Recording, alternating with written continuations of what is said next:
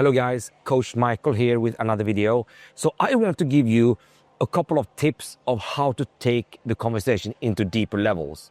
And if you are not used to having right type of conversations that are in depth, I'm going to teach you now how to get into depth. And what we have to do is to go slowly. The number one thing is to learn two things. What questions can you ask people that are based on genuine curiosity? You can choose 2 questions or 3 questions at most and practice those questions very, very hard so it really stick in your head. So when you're asking those questions, it counts automatically and you are curious in the same time. If you haven't practiced those questions, it's very easy to start thinking about how to ask questions and then forget about listening and forget about being curious. The only thing you were thinking about is to ask questions or how to formulate a question. We don't want that. We want you to be really good at asking questions. And in order to take the first step is to choose only 2 to maximum 3 questions to ask people around about, all right? So that's the first step. One of the great questions that I like to ask is,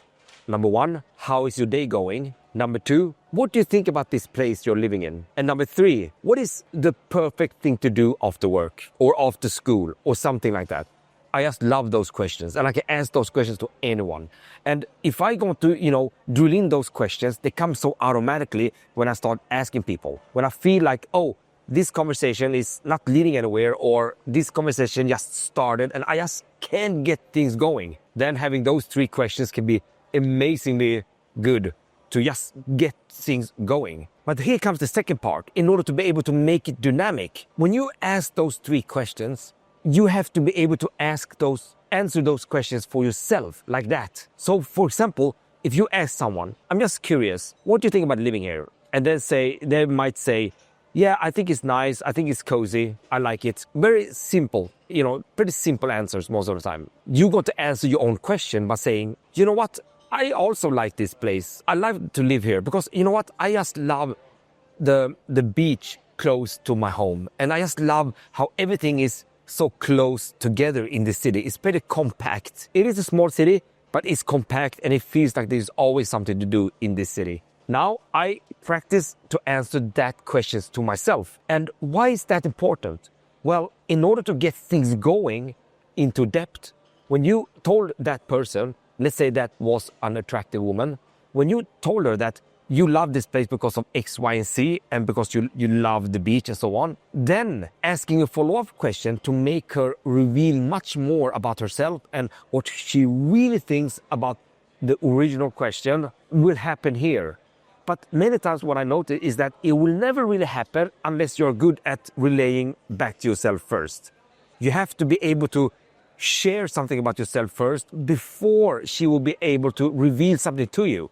So when I said to her that I also love this place, I love the beach, I love to hang around with the pubs and clubs around, and I love the restaurants around. The cafes are great too. I just love this place. But I'm curious, when you say that you think that living here is fine, tell me more about it. I want to know more. That is the follow-up question.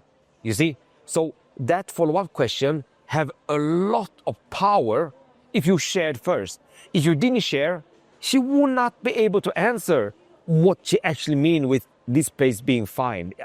It's fine living here. It's nice to live here. But why is it nice? Well, that require depth. They require depth in her expression towards you, her explanations towards you. And if she don't have any context to work with, you didn't give her any context, you didn't share anything, it might be a little bit like, I don't know what to say exactly. I don't know how to express myself. I don't know. But if you already told her that you love the beach, you love the bars, you love this and that, and now it's her turn to tell what she like about it, it will be so much easier for her to reveal what she actually like about it genuinely. And now we're taking the things to depth. And I would even say that this is more than just the first level of depth. If she would express to you what she mean with this place being nice to live in or this place being fine, that will be actually depth number 2. That will be like where things actually start to matter. And she will be surprised because, wow, that kind of question and that kind of depth is something that I never speak to people. I never express that kind of thing to ordinary people or even to my closest one. So she will be surprisingly surprised by your amazing question. But you have to tailor the situation to take things into depth in the right way. And sharing is one of the most powerful things. So let's wrap it up. First, you need to practice 2 to 3 questions that you have back in your head. You need to be able to answer those questions to yourself in terms of relay, as I show you in the example. So you can perfectly answer those questions yourself about your own situation based on those questions. And then you need the third one actually, and that is the follow-up questions. And the follow-up questions, I can also give you right now, there are 3 of them that I really like. One is, tell me more about it. And you, for example, if you say fine, you can say, when you say fine, tell me more about it. Or you can say, when you say fine, help me to understand that better. Or this one you can also use, when you say fine, what do you actually mean? Those 3 follow-up questions based on you have been sharing first, and now you're taking those things that you hear and you want to ask more about them. Try to practice what I just said there. It's going to help you extremely much in conversations. It can transform the way you communicate with people completely. It sounds simple, but it requires a lot of practical training. So you need to practice it for yourself over and over again with beautiful women, but also with your colleagues, with people you're seeing around. It doesn't have to be beautiful women all the time. But obviously, if you want to be good with beautiful women, you have to start talking to beautiful women. But making the bridge from talking to ordinary people and then talking to beautiful women is actually just start talking to regular people first. So you really get the feeling and the flow of how to use those asking questions, sharing something about yourself and asking follow-up questions. So that is something you can definitely work on. So I hope this is going to help you a lot. Write in the comment section below about your progress and like, subscribe, and I'll see you in the next video.